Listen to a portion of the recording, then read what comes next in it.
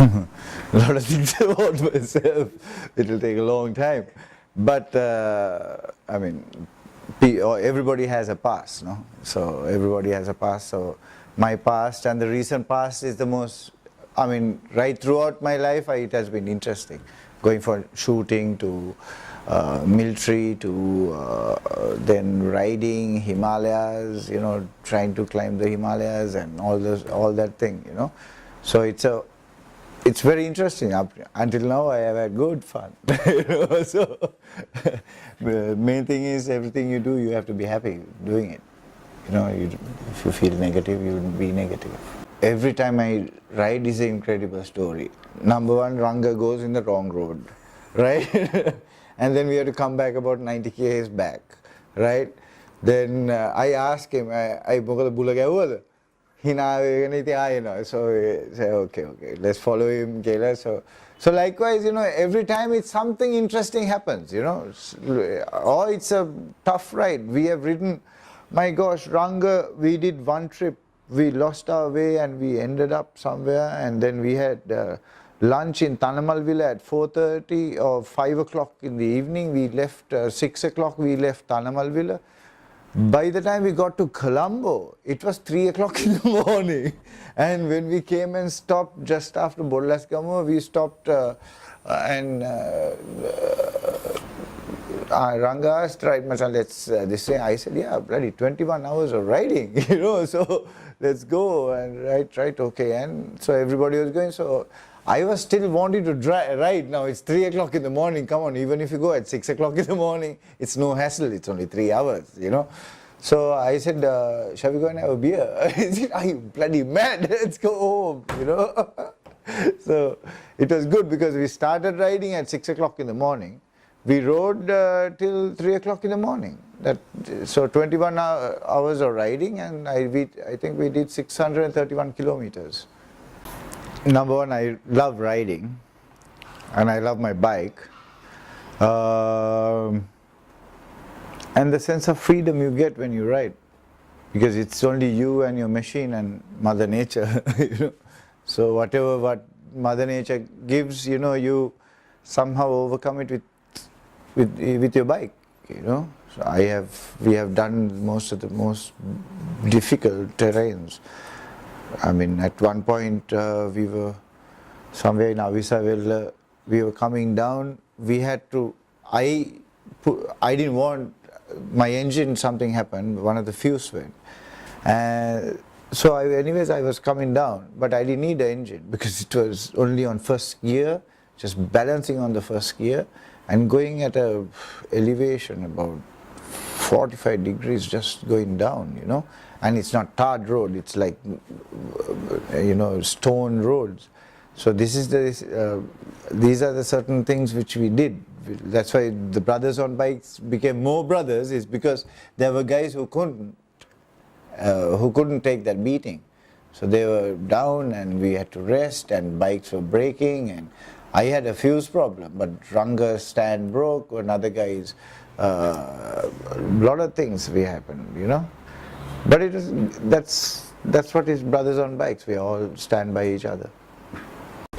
Well, when I used to live in Himachal, I had a Royal Enfield, and before that I used to live in Mysore, and I did certain rides to Bandipur National Park. I rode around Tamil Nadu and Ooty, that areas. And Mysore, obviously. I had a Royal Enfield 350 1986 model.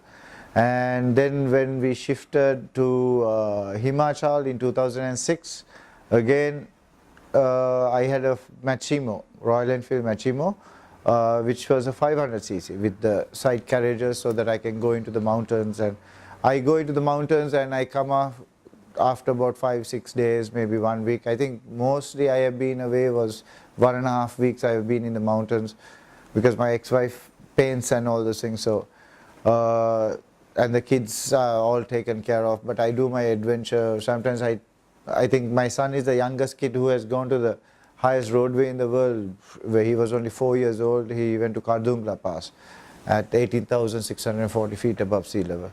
And that was in 2000 and 8.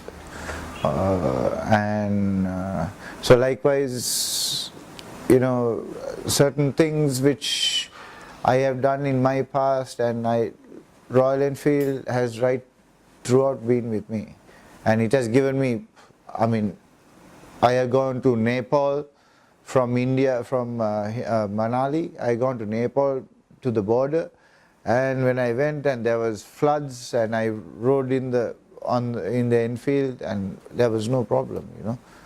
This same route I have done in 2007, and well, it might be much more interesting now than that time, because that time there was no roads and the roads were not that good. But now the roads are better, and well, first we are hitting Manali. After Manali is Rohtang Pass. Rohtang Pass is the second highest pass in the world. And then from there we'll be crossing over many passes which are like over 6,000 meters, 7,000 meters above sea level. Riding in the Himalayas is, number one, Himalayas is like Mars. It's way out of everybody's this thing. It's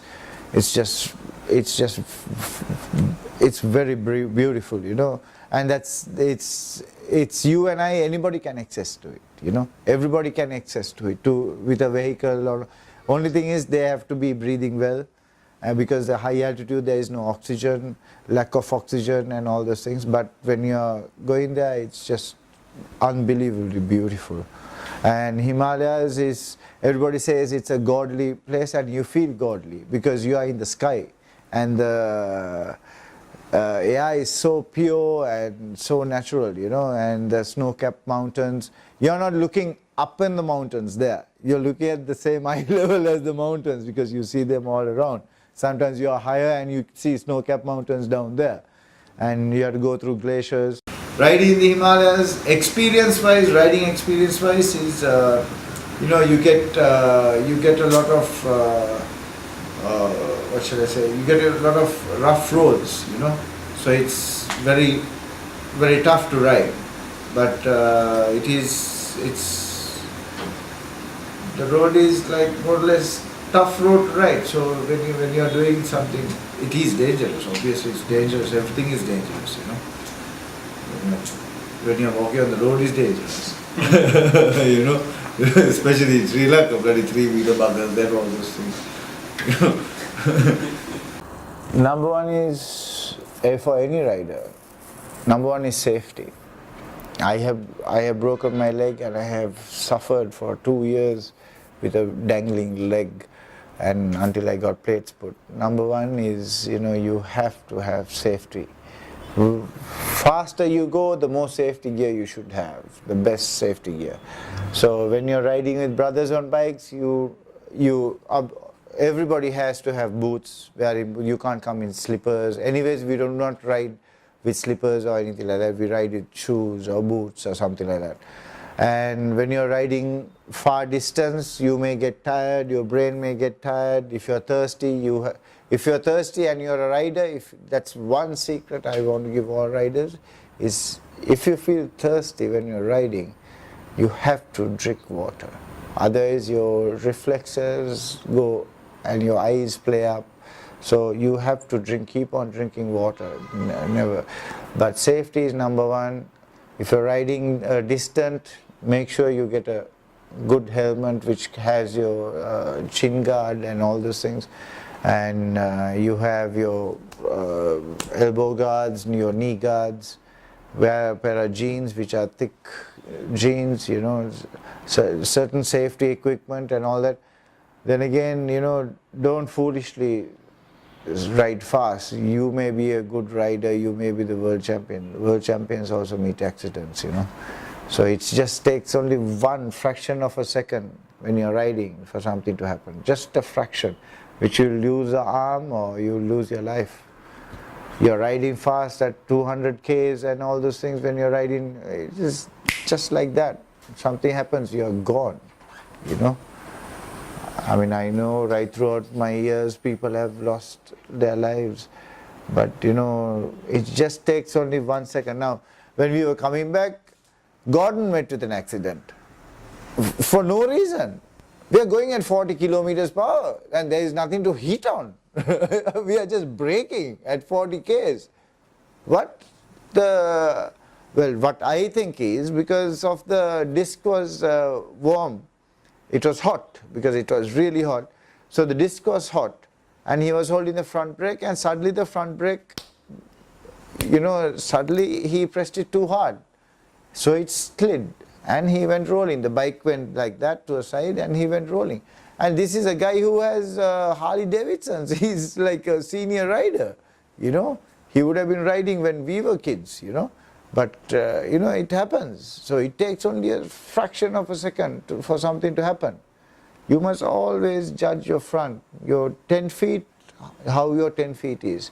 If your 10 feet is clear, then you take it. Don't think too far. You must always think at 10 feet. In life also the same thing. You think about the next second.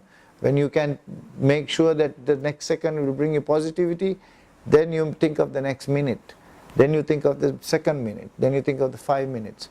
Likewise, so because everything changes. Even if you plan something, something changes in your mind. Because you have put a plan today, you will have to do it tomorrow. Don't block yourself into life. You just be open, be free, do what you please to do, you don't have to be scared of anybody. I'll sit and meditate. I don't want to speak to nobody. I'll speak to myself, my best friend. I'll meditate and I'll just pass off like, man, that's a really good thing to do. That is, if you know you're dying tomorrow, I will go into meditation. I just say, because I love everybody, I love all you guys, I don't have to know about you and judge you what kind of person you are, I don't give a shit, right? I am positive, don't come at me with positive vibration, I am positive. When you come at me as negative, then watch your back. That's always this case, you don't want any unwanted shit. But end of the day, I will talk to myself. That's my best friend because when I do meditation and all those things. So I rather die in meditation than, die talking to somebody or somebody's negativity or anything like that.